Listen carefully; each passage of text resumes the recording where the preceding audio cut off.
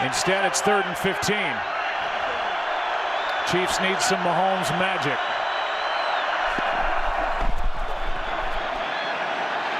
Launches down the middle. Hill open, caught.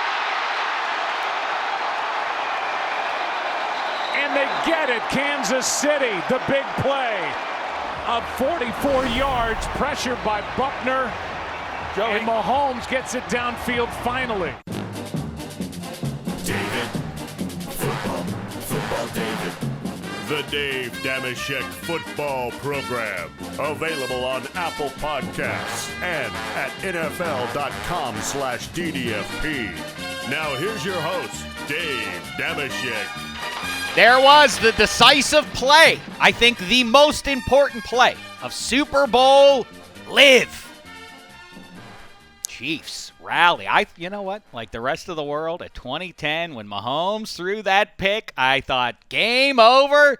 I was wrong. It's weird. It's hard to make sense of what happened in those final 9 minutes there. Hi and hello and welcome to the Dave Dameshek Football Program. I hope all is well wherever you are. I know in Kansas City, Missouri, or Kansas, or wherever it is, somewhere in the heartland, wherever it is. I know people are rejoicing there, and up in the Bay Area, people licking their wounds emotionally a little bit there. Either way, the 2019 pro football season has now been committed to history. Here to talk about that, but as you know, if you listen to the DDFP at all, we do not love living life in the rearview mirror. Except that I do like talking a lot about the history of pro football. But anyhow, we don't like to live. We like to look ahead. And so I think we need to be the first ones in to establish a little difference between ourselves and the rest of the people who talk into microphones for a living. I think it's time that we look ahead to 2020. But we'll do a quick review here, and we'll do both with the guy seated to my immediate left. You may have seen on Super Sunday a very handsome devil wearing number 10 in a white jersey with red trim. Very handsome indeed. But is he as handsome as one of our favorites? He is a soon-to-be Digital Wall of Famer here in Studio 66. David Carr, what's the poop, fella? Hey, man, I'm doing great. Even with the hairdo, which still ain't where it needs to be, you know? Well, at this point, I have to keep it a little bit irregular just for you. I know. Mama Carr weighed in. She came to her boy's defense on social media. Don't bully my boy. Because she goes back, because the bowl cut was real, and she cut my hair when I was growing up, and you're going to attack my hair. She's definitely going to come for you, bro. Well, Darren Carr jumped in. He agreed with me, I think, that it was a little bit. He thinks it's much. He always says it's a little much. Do you need more attention? That's what he says to me. Do you need more? Because that's my hypothesis is that you do it like Johnny Depp, who wears the earrings and looks unkempt and everything, and the message that you're both sending is, look at how I am going out of my way to make myself unattractive, and yet I'm still so much more handsome than you. I feel like that's the case, right? I kind of like that theory. So does that make it true? Probably. Maybe somewhere deep in your heart you know that, which I guess makes you a good person, not a show-off, because you're like, I'm just trying to come back to the mean, you know? Right. I understand that. I just want something a little bit different. I just never, I look at Jimmy's hair and, it's fine. We have similar hair. Mine's really, thick and, there's a lot going on up there, and I have to put a lot of crap in it to keep it in place. And Jimmy just has a normal little short haircut that's easy. Maybe I go to that, but then I just... Who's more handsome, you or Jimmy G? How weird would that be if I was just like me? Eddie Spaghetti behind the glass, who do you think? Look, out of the two... Be honest, no jive, just because one's in here. Let me turn on the smolder. Out of the two of them, only one of them is a regular guest on DDFP. And that's not the way you do things. That's how I do things. That's right. It's internal beauty as well. I don't like... Well, you know what? I'll leave that to the missus. All right, let's talk about Super Bowl LIV here. Let's do it. And what went down there, and then we'll turn our gaze to the 2020 season. The question that seems like everybody's asking is, did the Chiefs win or did the Niners lose? And the answer, of course, is both, as is true with every football game. But what's the takeaway now? Is this, to me, the best thing is this is great for pro football.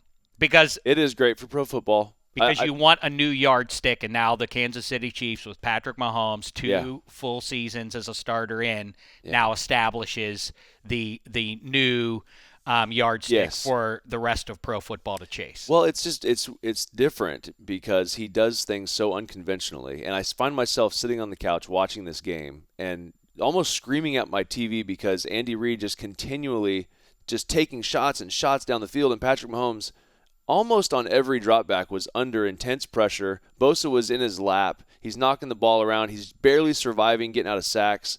And they just didn't have to make it that hard for me because San Francisco came in. They were going to rush 4, sometimes 5. When they did rush 5, they made a play. Sometimes it turned into a bad play. But then they would play good coverage on the back end. And they just continually had these double move routes, Kansas City, double move, triple move routes, just trying to do all this elaborate stuff when you didn't really have to do it. And I think I even might have tweeted it, like, just find some completions, like throw some hitches and some comebacks and throw some curl, like just make it simple. And they did a couple times. And I don't know if that helped their comeback. It was obviously the big play to Tyreek. But, yeah, man, they just made it so hard on Patrick. Patrick was not only fighting a good defense, he was battling even some of his own aggressiveness on the sideline, in play calling. And it eventually won the Super Bowl for him. So, but like I say, at 9 minutes with the Niners up 10, the game to me, I sat down. I'll name drop. I watched the game at Adam Carolla's. He has a big warehouse on Sundays. Seems like a great guy. I've never met Adam. Oh, he's delightful. Yeah. Oh, you two. Oh, you would be fast friends. Yeah, fantastic. You know what? If you want to kibitz with him on his high-end podcast. High end. Is it bigger than what you could do here? Oh, listen. Really? We're the JV. You go on that one. Oh, come on. Yeah, I'll be the judge of that. Listen, you'll come over and you'll do it. We'll get you on the phone at some point soon. But anyway, I sat down next to him with 9 at that pick and started to go over the history of, that we talked about it ad nauseum for 2 weeks in advance of the game, that the high-end defense almost always beats the high-end offense in the Super Bowl. And I said, here we have another example. I was talking about it in the past tense already. The game's over. But it has happened so many times. Like, I remember talking to Kurt about it this week, Kurt Warner out there in Miami. It's like, when have we ever seen the great individual player go up against the great defense and win? Like, it really never happens. Like, you even think about, like, Cam Newton when he was that's one of the many examples of that. It just doesn't ever work out. And I found myself, like, halfway through that game saying it's not going to work out for Kansas City. And this is depressing, because and I don't even really like the Chiefs. And my brother is the quarterback for the Raiders. But I like Pat. We'll get into that. Is he? I'm sure. Is he or was he? Yeah, I guess we'll figure that out too later. But it's like, man, it doesn't have to be this hard. And Patrick he just showed how great he is. And did he? Figured it out. He did and he had a bad game. He had a bad game. What do we talk about all the time? Sean O'Hara was talking to him. He's like, no, he's the MVP. I was like, it was a terrible game. He survived based off sheer athleticism and will and just God-given ability to make crazy plays. I think, by the way, the MVP debate, and I love those debates, and I think it's a remarkable thing that came up last week, is that it's been 22 years since a running back won the Super Bowl MVP. We're not talking about right tackle or something. I mean, that's kind of crazy. And by the way, maybe you could have given it to Mitchell Schwartz too. Yeah. Or the offensive line or whatever. But what did he give up? Did he give up on pressure? I don't even know if he gave up one.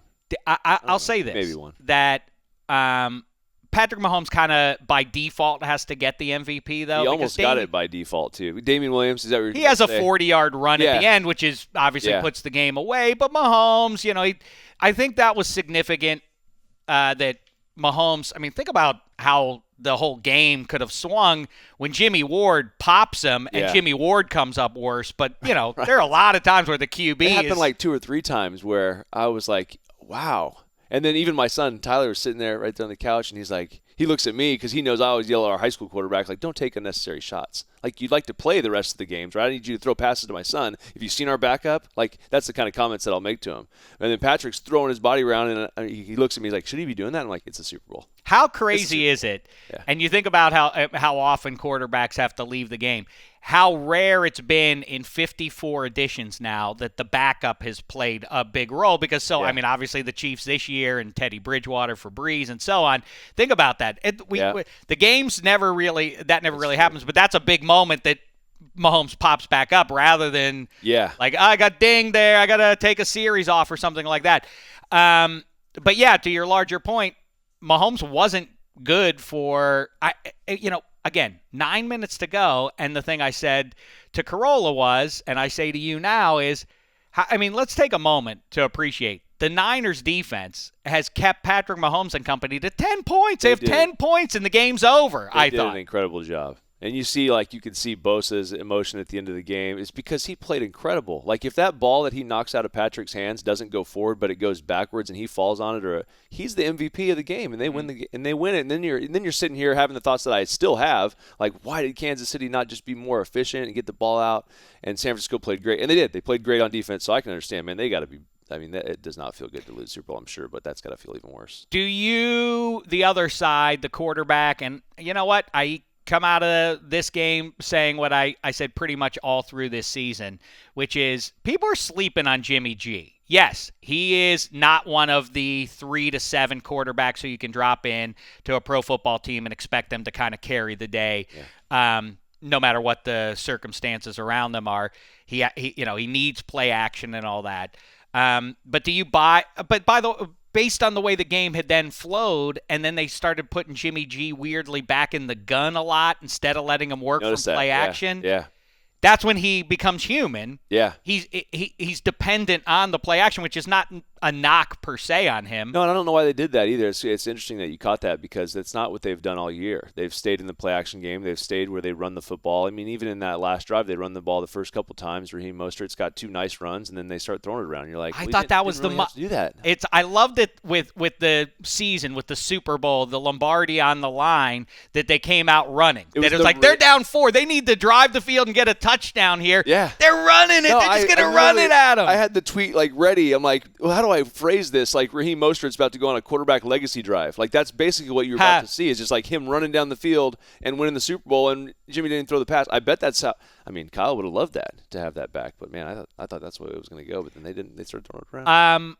Do you hang it on Jimmy G on any level? Because the thing Jimmy G always does is, and the thing with the play action that gets him, and it got him again in the Super Bowl. Not on the pick where he got hit and floated it out there and got a little anxious to get rid of the ball. Happens. But again, he does get lost when he picks his head back up from play action. Yeah. When he drops his head and looks back up, that's when he struggles, it seems.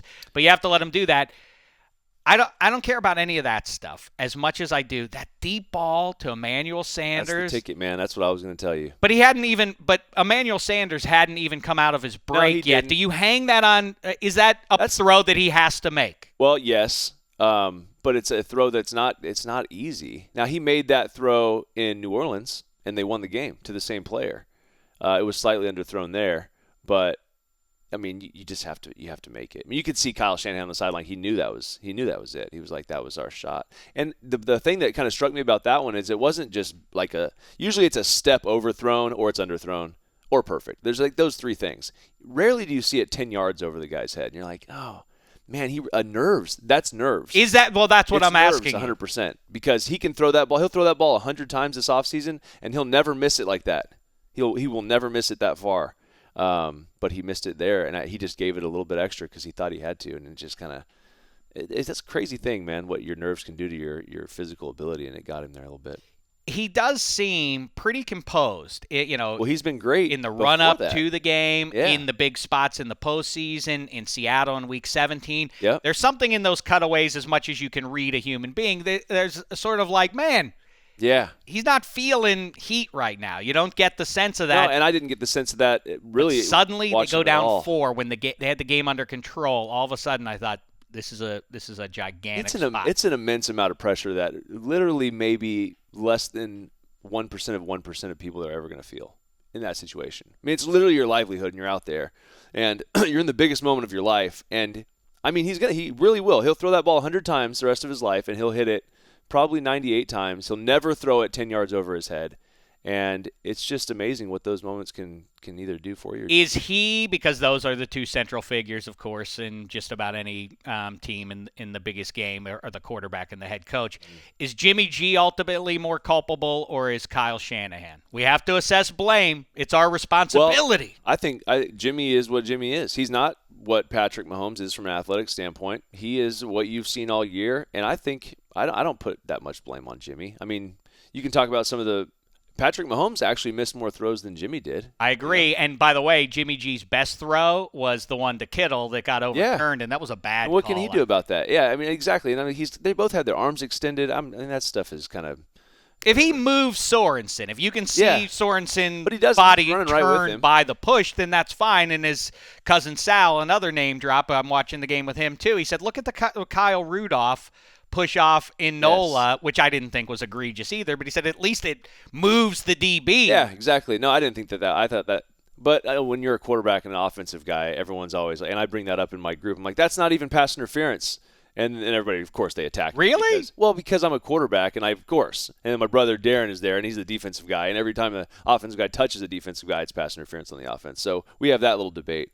But no, Kyle Shanahan is the guy that, for me, like, I know he's great, and I obviously have a lot of affection for his play calling. I love watching him call offense.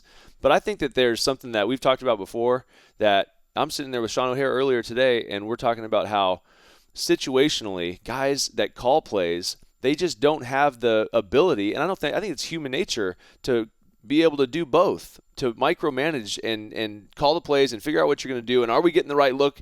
And then, I got to call a timeout, it's 4th down. Or, right before the half, you got John Lynch up in the press box looking for a timeout, and Kyle just lets the clock run down, and he says that it's because he was nervous that would give Pat the ball back with too much time. You know what else would happen? If you don't score here, it's going to be easier for him to come back. So there's a lot of things situationally that drove me nuts watching that game with Kyle, and it's going to bother him. The 2 biggest comebacks in Super Bowl history now have his offense attached to it on the other side. So that's something they got to look at. I mean, I even said, just grab somebody that's an you could have put a headset on your dad who's at the game and said, just watch me on situational stuff. That story would have blown up so huge, but it is. I mean, when you're talking about winning a Super Bowl, I think you have to have a guy that does that. A lot of times it's a special teams coach, if it's not your head coach, that kind of keeps you up to tabs on that situational stuff. But I think if you just think you're going to do it all yourself, we saw it with Sean McVay last year in the Super Bowl. How bad was that? He's a great play caller. Mike Tomlin finally did something about that after however many years. At least he's done something about it. And that's what I would argue. If I was in charge of an NFL franchise, that would be the very first thing I'd do, is make sure that what's happened in the last 2 Super Bowls doesn't happen to my team. So I wonder if it makes any difference too, not to 2020 hindsight it. I also wonder, talk about situationally, I might have punted where they went for it on 4th down. Were they really going to convert there reasonably? And the other side of that coin is, I think when you start almost always against the Chiefs, and by the way, as we kind of transition into 2020, the push and pull of offense versus defense, and 2 years ago it was Mahomes and Goff in the crazy game in the Coliseum, and then defense took over, and then this whole past year has been almost all about the defense. Yeah, it really has. The high-end defenses, and Patrick Mahomes, the anomaly who kind of flips that, and I think that is now a harbinger of what we're going to see in 2020. I think things are going to flip back to offense, at least to the degree, and in a big way, Harbaugh and the Ravens going for it constantly that foot on the gas kind of mentality. Yeah. And the idea that, let's just field position the Chiefs. It doesn't matter. Mahomes makes one throw, and you've now negated the field position. You had him at 3rd and 15 on your own, whatever that was back there, and he makes one throw and then another one to Kelsey, and it's a pass interference, and they're in the end zone. I think that the little benefit, that the advantage that the Ravens had through this season, they're going to be victims of their own success as people kind of copycat in broad strokes. Obviously, everybody doesn't have Lamar Jackson, but I think in broad strokes, people are going to see the wisdom in, you got to be more aggressive in the game today, because now, as we say, the new yardstick is the Patrick Mahomes Kansas City Chiefs. And if you think you're just going to depress scoring for 60 minutes, you're unlikely to be able to do that. You better the goal has to be, we got to get as many points up on the board as we can possibly get when we have the ball. I think that's exactly right. Yeah, I don't see. I mean, and I've been watching football and playing football for a long time, and as have everyone that I usually conversate with this about. It's like, when have you ever seen that work? Like, maybe it works every once in a while, but when you're on the defensive and you're like trying to, well, I didn't. I mean, how many conversations have we or heard or listened to post-game press conferences like, well, I just didn't want to give him another shot at, point. Well, you lost because you didn't take a shot at points. Like, imagine if Kyle Shanahan right now, if you're like, hey, Kyle, what if we gave you another minute and 3 timeouts? Would you like to have that right now? That's what you had at halftime before you were so scared of the other team's quarterback that you ran it twice, and then you were kind of forced based off their timeout to throw the ball. And then your quarterback made 2 great throws. So, like, what were you so afraid of? Like, I mean, that's gas pedal all the way, man. But then, who knows, Jimmy G gets, if he turns the ball over on their side of the field. But once he hits it to Kittle, and it's like, now you're jammed up. Now you must kick the field goal until they call it back. But at minimum, they should have gone in at 13-10. They should have had the lead there. But the bottom line to me is, and I took the Niners in this one. I thought they were going to win the game. I thought they had it won. But ultimately, I feel like this is good news for pro football. In leagues, in these major sports leagues that we all obsess over, I know parity makes sense. In definitely the commissioners like it. The league partners that pay billions of dollars to broadcast the stuff.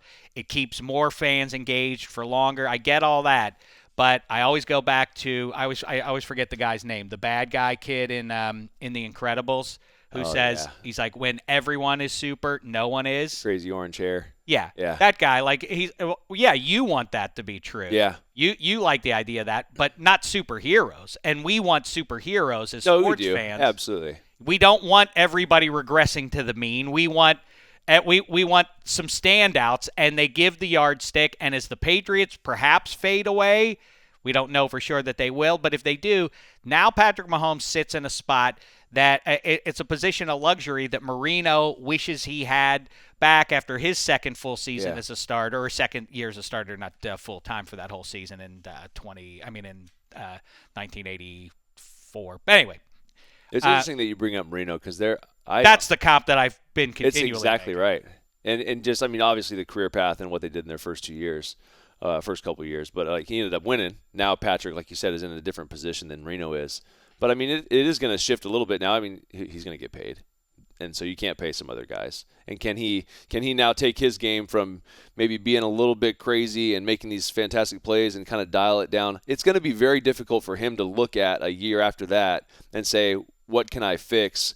Can I be more efficient in certain areas? Because you're not going to win every one of those games that you just went out and tried to play. Because it wasn't a clean game. He just, like I said, survived off some of his just incredible playmaking ability. So if he can dial that more in and become more, go look at, say Tom Brady, Drew Brees. Like, I'm not even close to the type of player those guys are. We're completely different type players, but what do they do very well that made them super efficient and consistent? And what can I bring from their game and kind of plug it into my own? And then I also have all that crazy athletic ability on top of it. If you can become as efficient as Drew Brees and Tom Brady, and you have all that crazy athletic ability, this team can play for answer a long this time. question then. I asked it to Mina Kimes a year ago. I asked it to Matt Money Smith a week ago. Now I ask you with the benefit of 54 in the rearview mirror. Yeah. 15 years from now, do we say Patrick Mahomes, greatest quarterback in Super Bowl era history? I think it's going to depend on what I was just kind of alluding to is the longevity. How's he going to blow it though? Barring injury, of course. The numbers are going to be there. He already has the ring. He has one MVP. Yeah. Things are already set up, and he's 24. Well, I think how he's going to blow it is not having – just think about the guys that he has to throw the football to. It's a track team, basically. You got Travis Kelce, who's arguably one of the best tight ends in the football. Tyreek Hill, probably the most dangerous weapon on the outside in the game. Sammy Watkins isn't a bad football player. So you think about all those pieces that they have. If they start dwindling because of the fact that you're making $40 million a year, which is not a bad thing, go get it, man. I'm just saying that's the how it normally goes. If you don't have those pieces and you can't make these dynamic plays as consistently, and they're not consistent now, they make them. If you can't do that, then you're going to maybe fall short a couple times in one of these games of the 5 that you came back from double-digit deficits that you did this year, which has never happened in the history of the Super Bowl era. Then are you going to be able to consistently do that? So you have to really say, okay, Andy Reid and Pat, how can we do this for 10 years? Or 15 years. Well, we have to be more like these other guys, like Brady. Like, just look at them. Look at what Drew Brees does. Look at the guys that can't move and can't make the dynamic plays you do. How are they effective? And make that your strength, and then you have all that extra ability. Then, yes, we can say Patrick Mahomes was the greatest quarterback in Super Bowl history. All right. That's it. That was a great answer, except you didn't answer me at all. I did, Is he, yes. 15 years, is the answer yes or no? Is he the greatest quarterback in Super Bowl era history? I just don't know how the kid's wired enough to – is he going to want to do that? Is he's going to turn up fat in August of 2020? His dad was not a small man. Like, he could be 300 pounds at some point. What if he and did? just like, I'm just going to rip it. You know, I like Patrick. I love that kid. He's football's Babe Ruth all of a sudden. He's is he just going to do that? I don't know. One thing that we have now proven for the millionth time, and now listen to me. And by the way, I agree that how Christian McCaffrey was treated on that one show by Kellerman and the other guy. I saw that. That was crazy. And they just basically, I don't even know why they just didn't have him stand on a platform and spin around while they talked about him. They didn't even talk to him. They just were like, I like other guys better than him. The answer is, what I like about running backs now, and it is abundantly clear, is ones that don't cost millions and millions of dollars. Man, you should only be drafting guys and running them into the ground, fair or otherwise, and finding bargains out there on the dustbin. They ever get crazy and say, I want more money to say, we'll get somebody else. Christian McCaffrey, I know this is bad news, but as we do what is one of my very favorite things to do every year, this week is to way too early start projecting into this into next year. Nice. Before free agency and the draft and everything else. They don't have the confetti off the ground in Miami. We're going to – I know this is all upset Panthers fans and Titans fans and whoever else.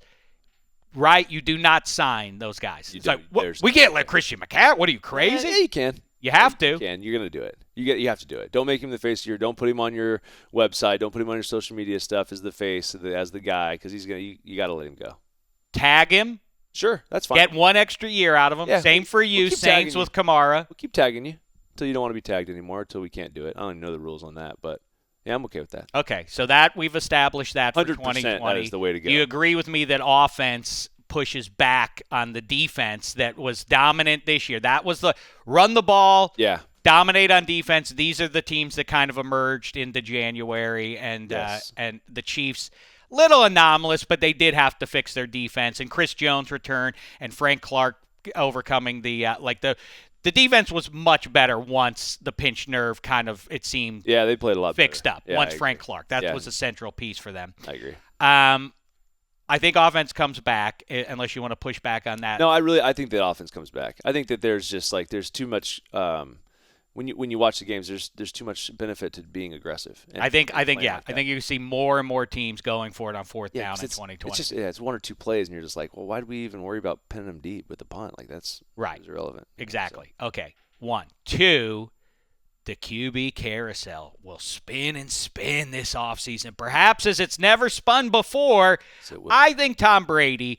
As far as I know, I'm the first person to say Tom Brady to the Chargers 3 or so months ago, and a lot of people have jumped on that one. Now we hear the Las Vegas Raiders, but they already have a quarterback. Sorry, what happened? They have that was a rumor that the Raiders are interested in chasing Tom Brady, and my first thought was, wait, I saw the Raiders play, and I felt like they had a quarterback, a franchise QB. Strange. Now, I also think Tom Brady was going to leave. I thought he was going to leave because Josh McDaniels, I assumed, was going to leave the Patriots. And then why would Brady stay? But with McDaniels back, and I also keep saying they're really close. If they could sign Hunter Henry or something like that, that offense will be fine. Yes.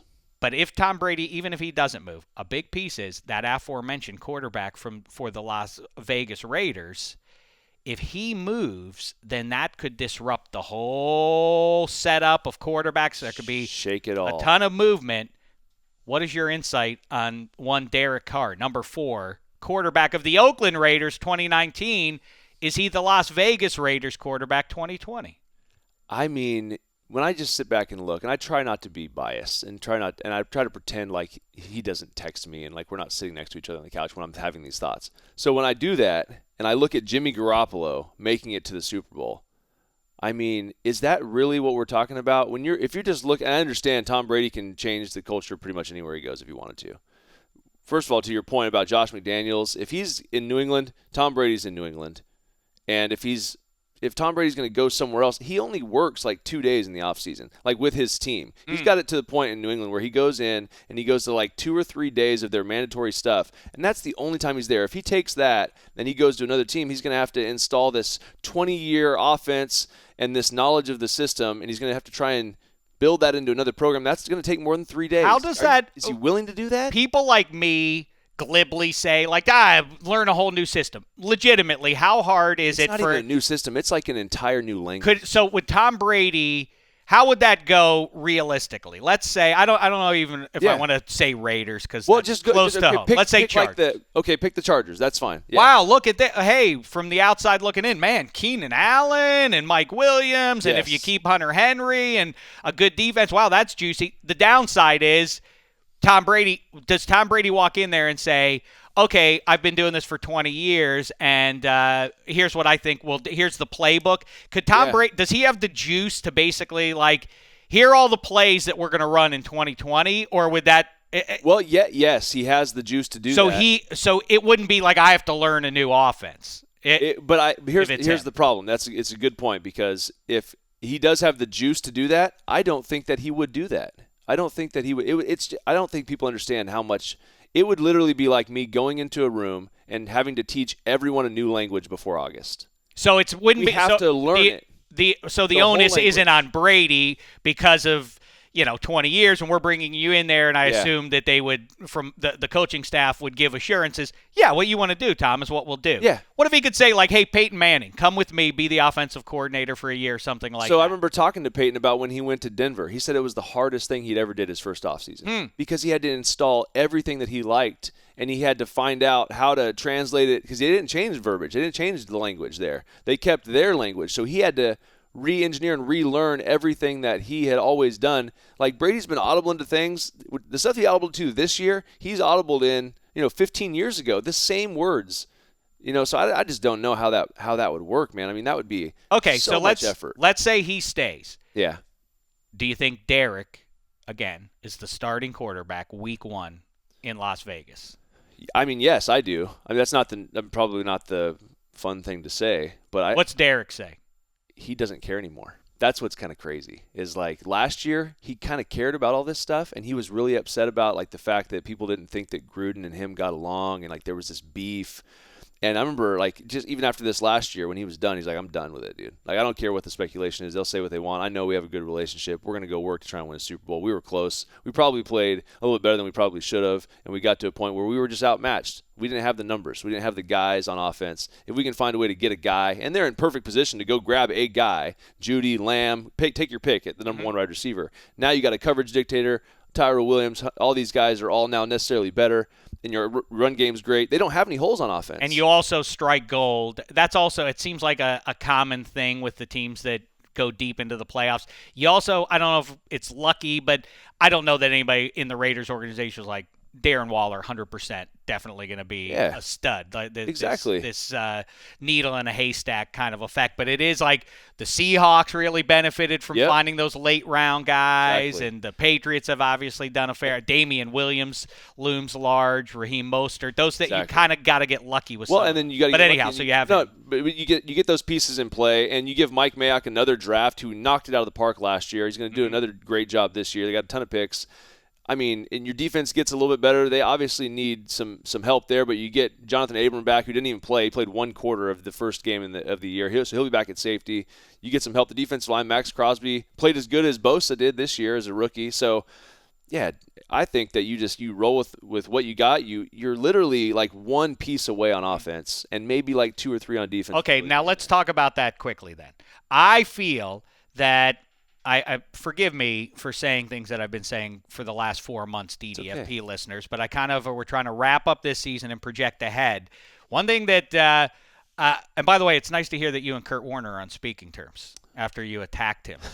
After you attacked him with your words. You didn't put him in your top 12. He wasn't in your top 12. He really was upset, too. I thought it was a joke. He was actually upset at me. I was like, that's I'm sorry for any role I played. I almost did a Twitter that. poll after he was upset with me. I was like, I'm just going to put it to Twitter and we'll see what you. That would be me. That would see, be. Don't do that. Do it. I didn't do you want me to do? You want Eddie Spaghetti to do that? He'll do it. I shouldn't have brought that up. Now it's going to be a Twitter poll.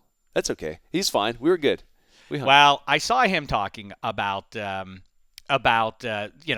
immediately people's minds turn to dynasty, and this team kind of does set up in that way. And of course, the cynic will point to, well, Aaron Rodgers. It looked like, well, that's the start of something. Yeah. And they haven't been back to a Super Bowl, and there are a number of examples like that. But this does set up that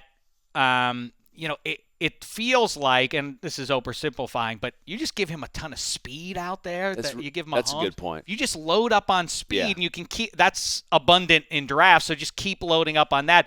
That seems like a shortcut because most defenses are not going to be able to generate the pressure that the Niners did, and the Chiefs still won that game. But rarely is Patrick Mahomes going to see that kind of pressure. Yeah. And if he doesn't, then he has the extra beat to deliver the deep ball to all those weapons down there.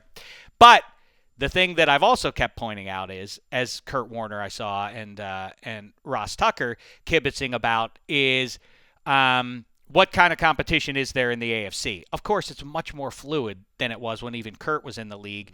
And Ross Tucker, because of free agency and everything else, situations change pretty quickly.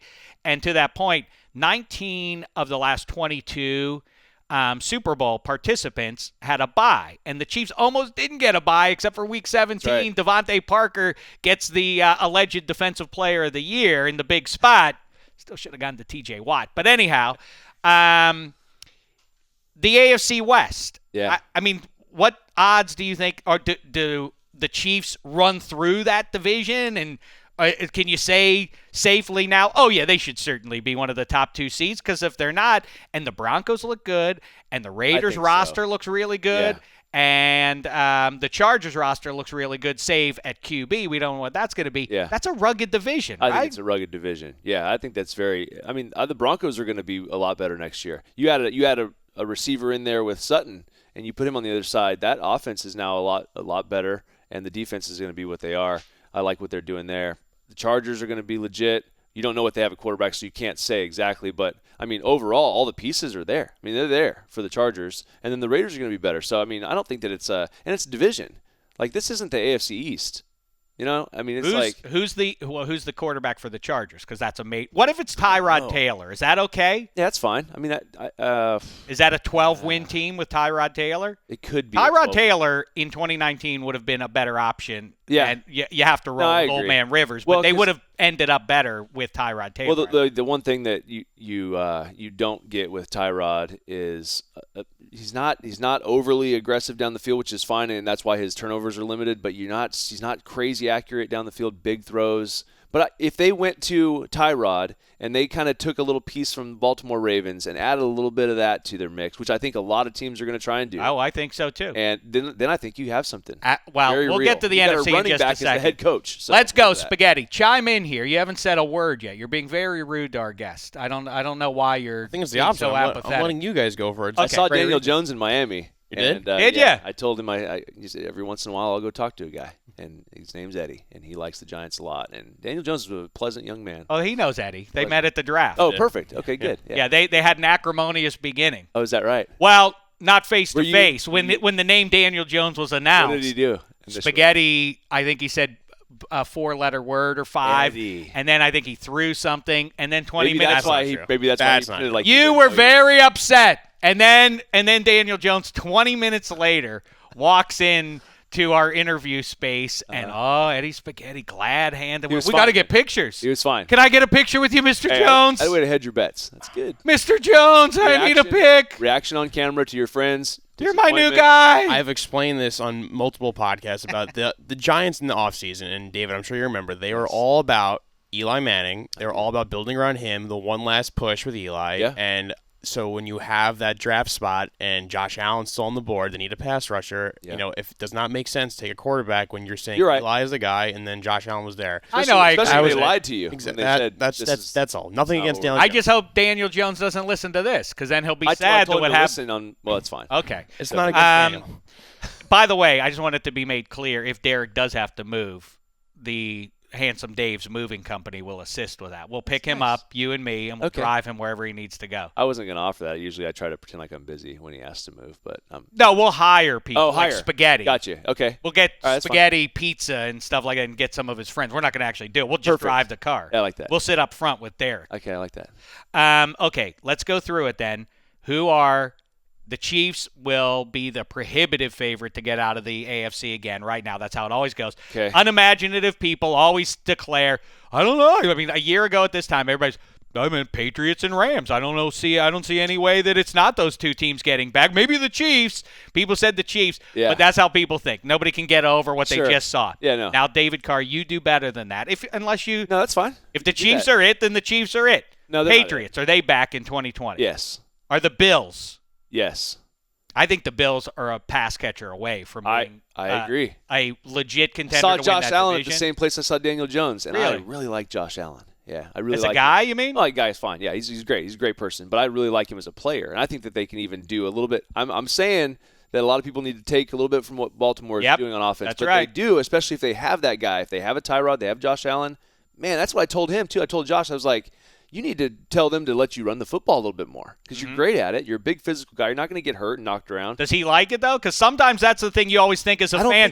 Why don't they run him more? And then you talk to people in the organization, they're like, he doesn't like to run. I got a sense he didn't like to run. Honestly, when I said that, he was like, oh, I don't know. He's got a huge arm. So it's like, well, the ball travels faster than man, so he likes to throw it. I get it. But I would do something. I like Buffalo. I like Miami, too. Too. They're not gonna. We don't know what they're gonna be. Let's say they're not gonna be the team. Here's an X factor at QB, by the way. Josh Rosen, free Josh Rosen, Miami. Stop holding him. Hey, you know what? Ben Roethlisberger has that MRI coming up. We don't know what it's going to be. We can't really talk about the Steelers without knowing. Is Roethlisberger ready? Yeah, you don't know. The Steelers with Roethlisberger, looking like Roethlisberger when we saw him in 2018. Oh, yeah. They are in the top three. Where you take Roethlisberger out of that, and it's Mason Rudolph on opening day. Not the top three anymore. Maybe not in the division even. Yeah. But 16. Then if Roethlisberger has to retire, then my solution to that is, hey, Miami, we need Josh Rosen. Send him up. Oh, nice. I like that. That would be a good fit. Somebody like that. Yeah, it'd be perfect. He'd do a great job, and he's a good football player, man. He's had a rough start. Do you think another guy who makes a ton of loot? If Pittsburgh, that's the X factor for them, obviously, is Roethlisberger messed up or is he ready to go? And if he's not ready to go, do they, in the short term, are they able to say, Ben, let's not try to hang on and see if we can fix this thing. Can you retire and free up that loot for us? Yeah. I don't know how that hit goes if a guy retires. That doesn't carry over. I don't think so. Not if he retires. It's done, right? Yeah, it's over. The Lions have as it stands now in 2020, a dead cap hit of $30 million. I do keep hearing Matt Stafford's going to get traded. Have you heard this? Wow, that would be amazing for Pittsburgh. No, well, for Pittsburgh, yeah, but for a lot of teams. If Ben was going to shut it down. But how about for the Chargers? Yeah. If you need a QB, then that makes a world of sense. Is that reasonable? Because the Lions have a ton of money. Yeah. And if you give up a $30 million guy and you take that hit, that's fine because you can absorb it if you replace him with Tua or somebody like that, right? You can say, we're going to roll with this kid for now. Yeah, you have to be able to replace him with at least someone. Because that's Cheapo. A huge. Yeah, obviously cheap, but that's such a huge. He's a great quarterback. You're pretty much rolling the dice that we're going to ship this guy out of town, and now we just are in the unknown. Well, but quarterback purgatory, not really. If you, it depends on what you think of the QB you're going to get, but it's not the same as like that. That's the next. We'll get to the NFC in one second. I want to wrap it up with you because you have important TV stuff to do. All right, David Carr. The Bills make the playoffs next year? Yes. Patriots? Yes. Jets? No. Jets are going to be good next year. I know, but I don't like Adam Gase. They should have moved on from him. That's the only thing. And is it the end of the world that you made a commitment to Adam Gase for 2020 to now say, okay, Super Bowl's over. Eric Bieniemy, come on in instead. Yeah. Sorry, Gase, we got it sideways. It's fine. Why can't they do that? Why are they always like, well, too late, can't do anything now? Like, why can't you do anything? It's the first week of February. People can do whatever they want. Couldn't you do that? Yes. Anyhow. Why not? Okay, so not the Jets. No. AFC North. Ravens. back in the playoffs, I think their teams are going to catch up with them a little bit. They better do some different stuff. Let's asterisk them. Pittsburgh let's Steelers, we can't really discuss. Can't discuss. Browns. Yes. Why is it? It's such a weird mystery that someday we should really do a deep dive on, because especially in free agency, the roster's changed. There's nobody even left from 5 years prior. They've blown out everybody in the coaching and the front office and everything else, and yet the stink of the Cleveland Browns stays on no matter what they do. It's really weird. It is weird because, like, roster-wise, you're like, yeah, they'll be there. But then shouldn't they be good in 2020? You just visualize the uniforms and you're like, they can't. Can I get on board right now and start the Cleveland Browns 2020 hype train? Are you going to do it already? I'm going to think about it. That Houston train hasn't Texans stopped in like 400. Okay. Texans, are they on the rise with Deshaun Watson? Is he the next one to get the celebration? They probably will be in there, but their offense in general is too inconsistent to me. Jags with Foles, and they're terrible in situations. Maybe oh Foles my gosh, they're terrible too. in situations. Titans. I think the Titans are really good on defense.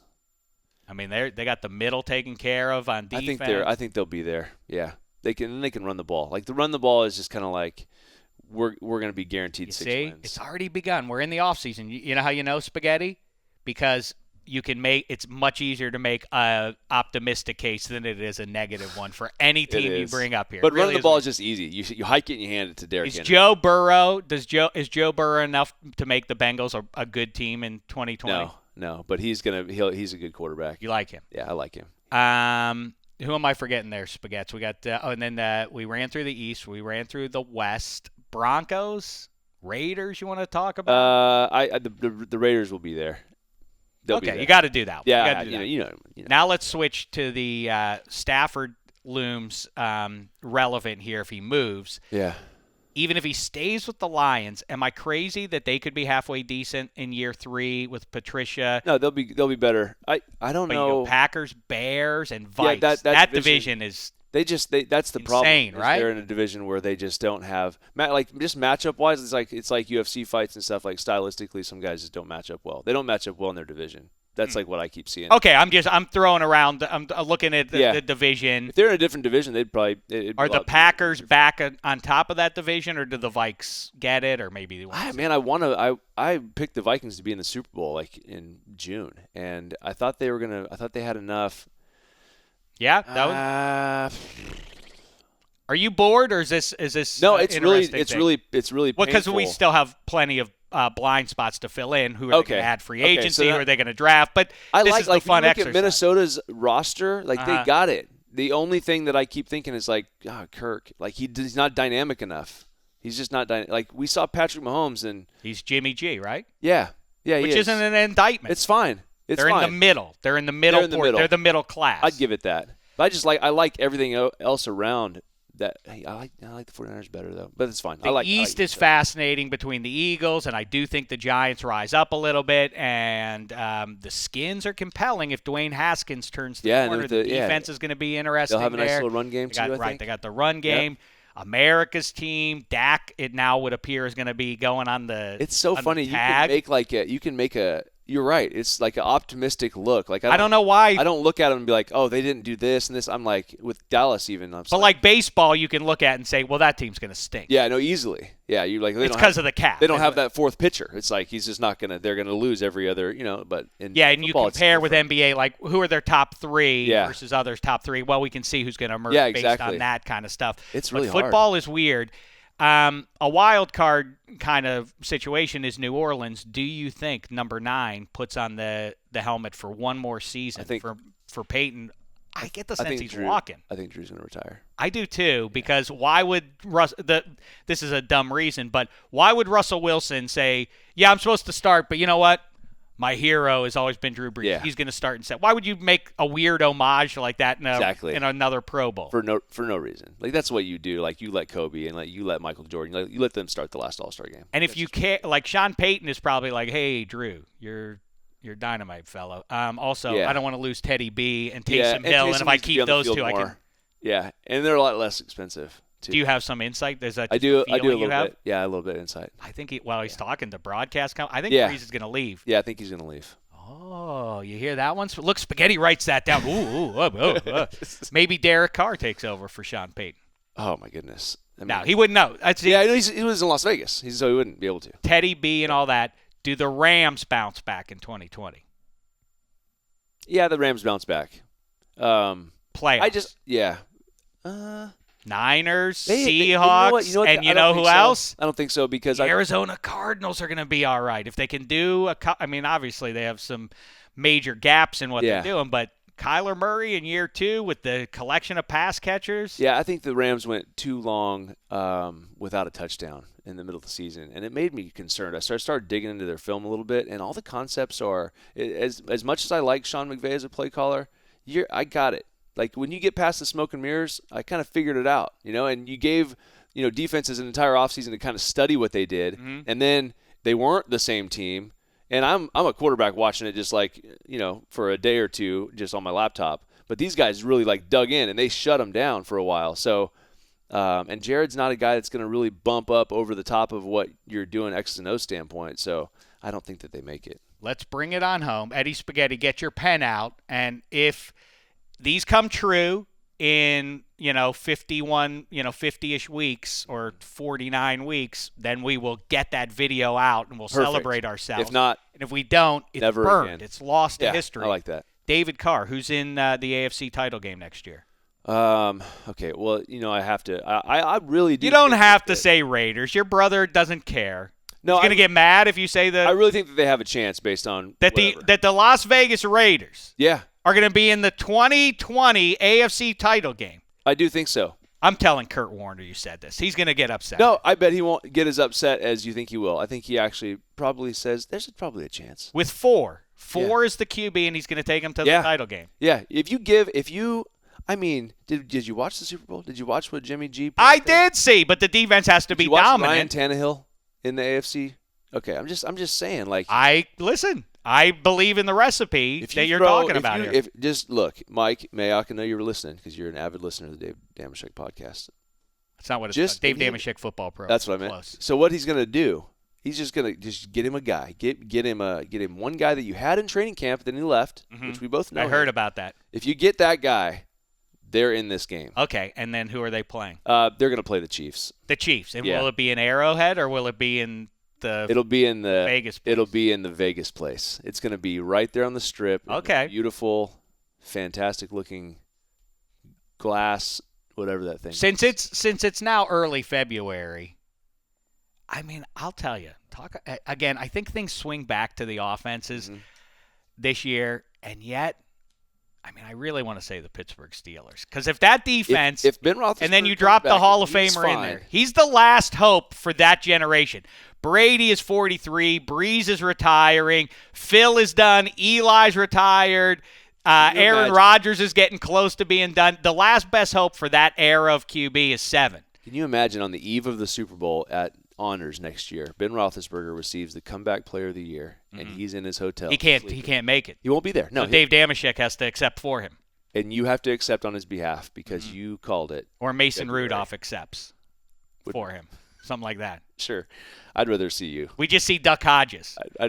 Could Duck just come out and do it? Well, yeah, because he's working in real estate. Yeah, he won't be on the team, but he can come out and he works. He leaves his job from the used car lot. The red carpet. He has the Duck calls. It's a big celebration. Hey, I'm here. Where is the Super Bowl next year? L.A.? Tampa, yeah. Tampa? Yeah. Maybe he's working at a Tampa car lot. He's That's fine. I'm in the area. I'll just go and accept. You want me to come to the on? Yeah, I'll be there. Yeah. No, nobody would make that call. He's just talking to an imaginary person on the other line. Right. I better go be there just in case they need me. Okay, I don't think I could see that.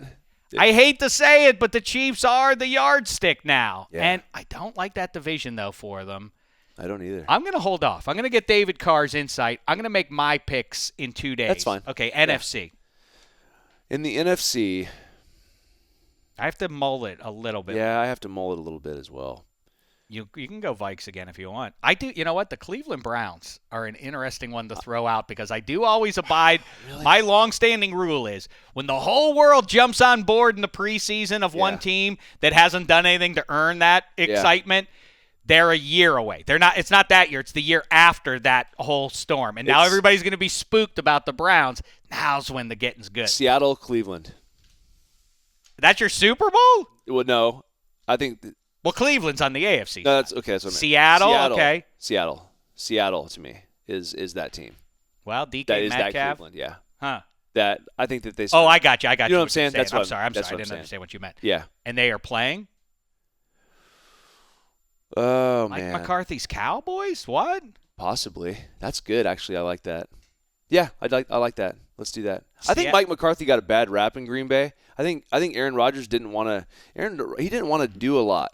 And they said, "Oh, his offense is stagnant. It's old school." Then he spent an entire offseason, this whole year, and he watched a lot of tape, obviously studied the games, and I think he's putting together a nice little comeback, almost like Andy Reid. Interesting. I love it. Spaghetti, do you want to hold off until for a couple more days here before you lay it out here? I have my picks, but I go for if you want me to. No, go ahead. If you want to get them down to impress David Carr here.